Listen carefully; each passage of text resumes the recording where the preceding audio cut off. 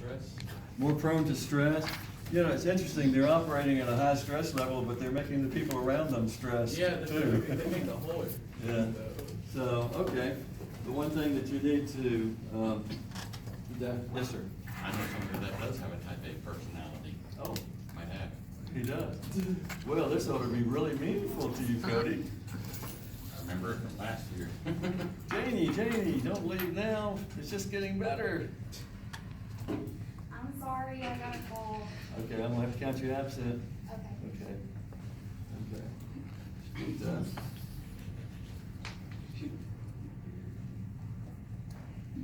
okay, so, the thing they want us to understand here is that, they've done research that has tested the idea that stress increases heart disease risk by measuring blood cholesterol level and clotting speed.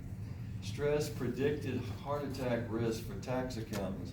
I've known a few tax accountants, and most of the ones I've encountered, they're really high-strung and really stressed out, particularly if they own their own business. They're trying to be a success.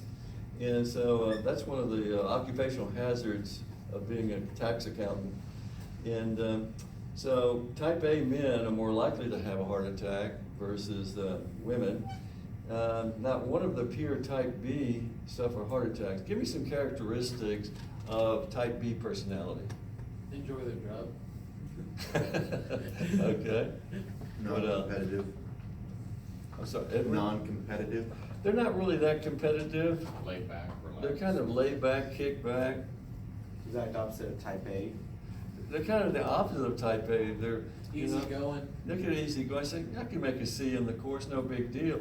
Type A person probably said, I gotta make an A. I mean, I'm just stressing out. I gotta make an A. So I had a student a couple of years ago who had a 4.0 average, and she was making a B in my course. She said, I gotta drop this course. And I said, why? She said, I gotta have all A's. I said, whoa. But anyway, she dropped the course, but she was stressing that she couldn't make a perfect A in this course. And so. That's definitely a parent situation. Huh? That's definitely a parent situation. Yeah, it could be a parent situation, because a lot of parents. Yeah, that would really be unfair if that were. Yeah, that's just only If needs you stress. I hate those type of parents.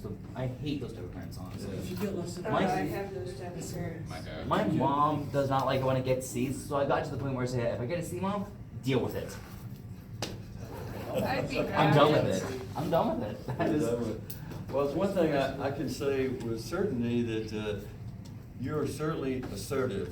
You certainly can stand up for what you believe, and it's good that your parents allow you to stand up for what you believe and not have to buckle under. My mom sometimes gets They shut don't have any choice, right? Yeah, my sometimes gets shut like, Mom, I'm a human being. I'm not a robot. My mom would spank me if I Okay. did that. some give you. So here's some characteristics. You want to make sure you tune in on this. You're going to see questions on this on your test. Type A usually are highly competitive, hard driving, impatient, sometimes verbally aggressive, and maybe even abusive. And they're also noted to be a little bit anger prone.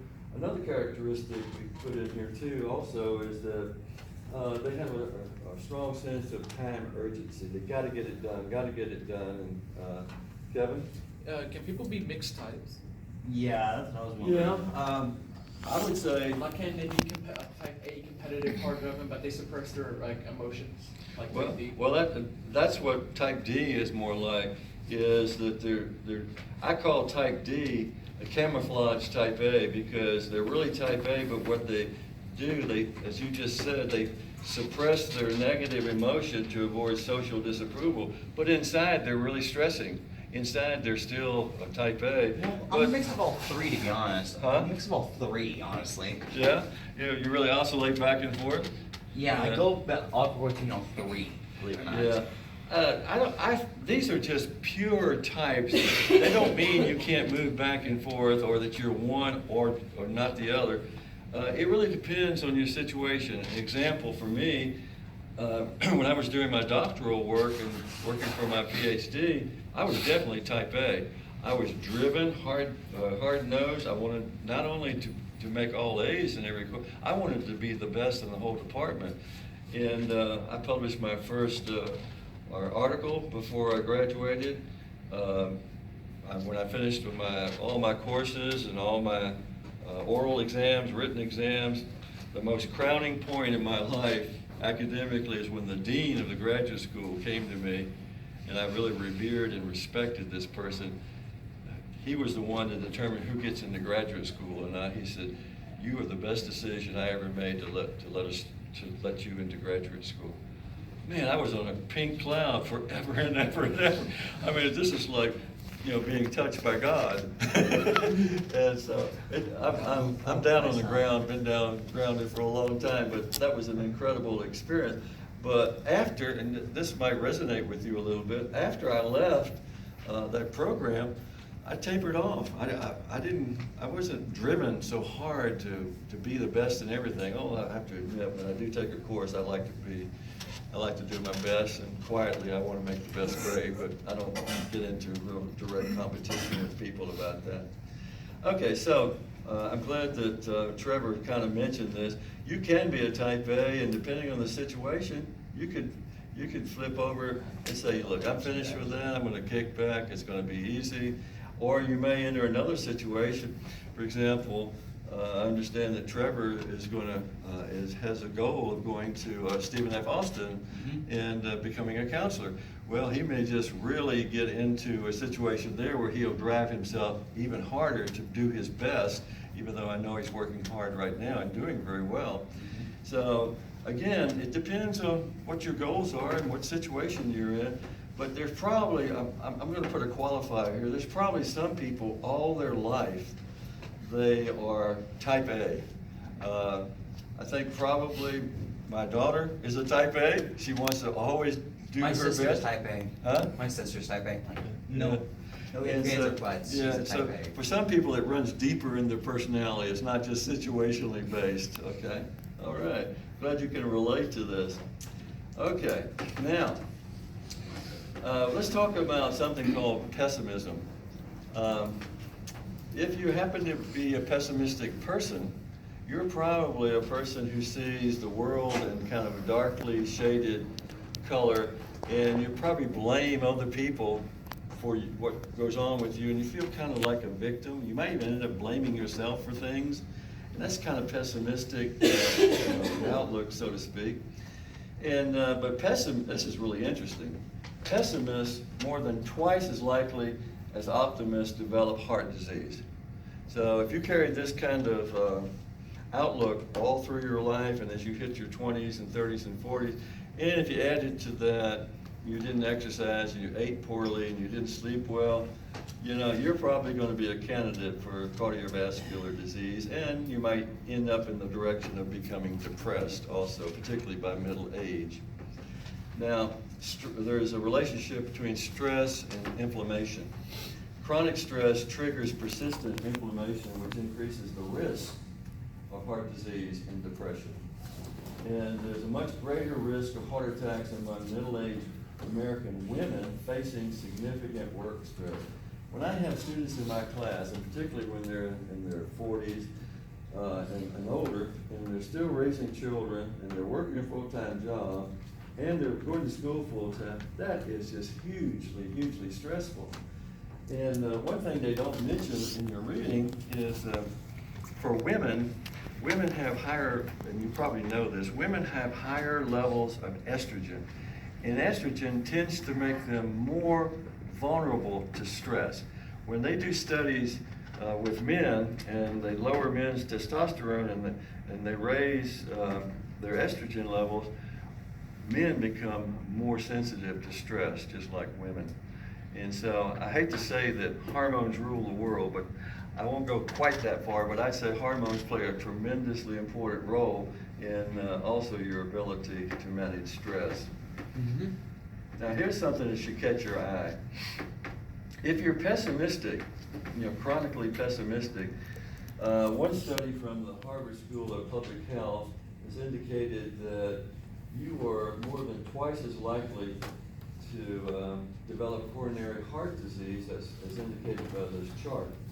So this chart is showing the pessimists are probably 17–18% more likely to develop heart disease versus optimists who basically, in this study, have shown maybe he had heart disease only 7 or 8%.